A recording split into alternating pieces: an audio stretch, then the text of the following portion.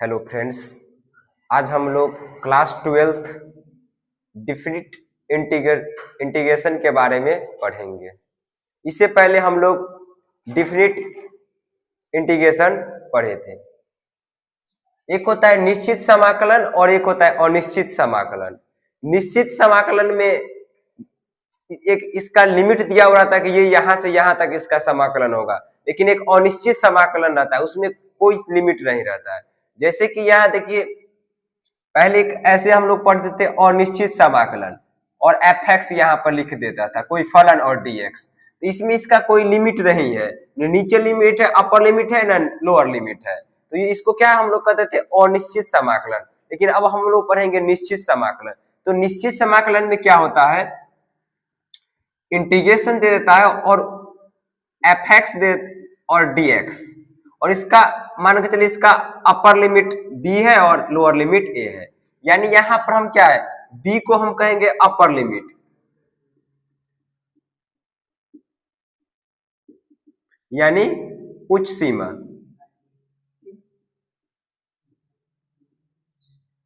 और a को हम लोग कहेंगे लोअर लिमिट,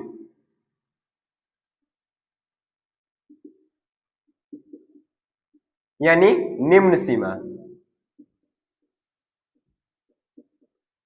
और बच गया एफ एक्स। तो एफ एक्स को हम पहले से ही हम लोग को पता है कि एफ एक्स को हम लोग फलन कहते हैं, फलन। यानी ये हो गया निश्चित समाकलन हम लोग का।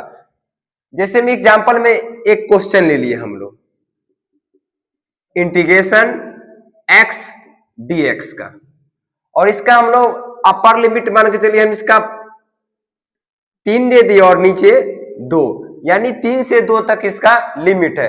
इसका हम लोग इसका समाकलन निकालने का प्रयास करते हैं। समाकलन निकालने का क्या है कि अगर मान के चलिए यहाँ x की पावर n है, अगर इसका हम लोग समाकलन निकालने के करा है तो इसका डायरेक्ट समाकलन क्या होता है, x to power n plus 1 बटा n प्लस 1 हो जाता है। इसी पर हम लोग यहाँ समाकलन निकालेंगे। जैसे यहाँ क्वेश्चन x है तो x का हम लोग समाकलन निकालेंगे तो क्या हो जाएगा, यानी x की पावर क्या हो जाएगा, n प्लस 1 का रहा है, यानी n के यहाँ x की पावर कुछ नहीं, इसके मतलब क्या 1 है, तो 1 और 1 कितना हो जाएगा, 2 हो जाएगा, और बटा में भी उतना है। और इसका हम लोग कोष्ठ के अंदर करके और इसका क्या लिमिट लगा देंगे, यानी अपर लिमिट कितना है 3 और लोअर लिमिट कितना है 2। अब इसके बाद इंटीग्रेशन में सबसे पहले हम लोग अनिश्चित समाकलन पढ़े थे, तो क्या इतना ही पढ़ करके हम लोग का आंसर आ जाता था। लेकिन अब हम लोग क्या निश्चित समाकलन पढ़ रहे हैं, तो इससे आगे भी इसका कैलकुलेशन करना पड़ेगा। जैसे में देखिए अब निश्चित समाकलन में है जो, अब इसके बाद क्या एक बार अपर लिमिट से कैलकुलेशन करके और लोअर लिमिट से कैलकुलेशन करके घटा दिया जाए। जैसे अब हम लोग x की जगह अपर लिमिट रखेंगे तो क्या हो जाएगा, 3 के पावर 2 और बटा 2, और इतना ही फिर क्या है, इसी में से x की पावर लोअर लिमिट रख के घटा देंगे तो क्या हो जाएगा, 2 की पावर 2 और बटा 2।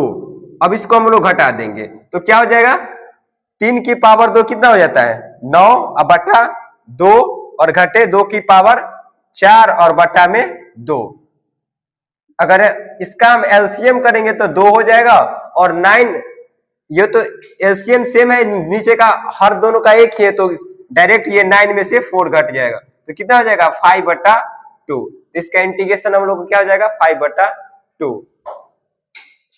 अब अगला क्वेश्चन हम लोग, प्रश्न क्या कहता है, इंटीग्रेशन एक्स स्क्वायर डीएक्स, और इसका अपर लिमिट कर रहा है 2 और लोअर लिमिट क्या कर रहा है 1 कर रहा है। तो सबसे पहले हम लोग क्या एक्स स्क्वायर का हम लोग क्या समाकलन निकालेंगे, और समाकलन का फॉर्मूला क्या है, अगर मान के समाकलन आपको दे दिया x की पावर n, अगर इसका हम लोग समाकलन निकालेंगे तो क्या हो जाएगा, x की पावर n प्लस 1 और बटा n प्लस 1।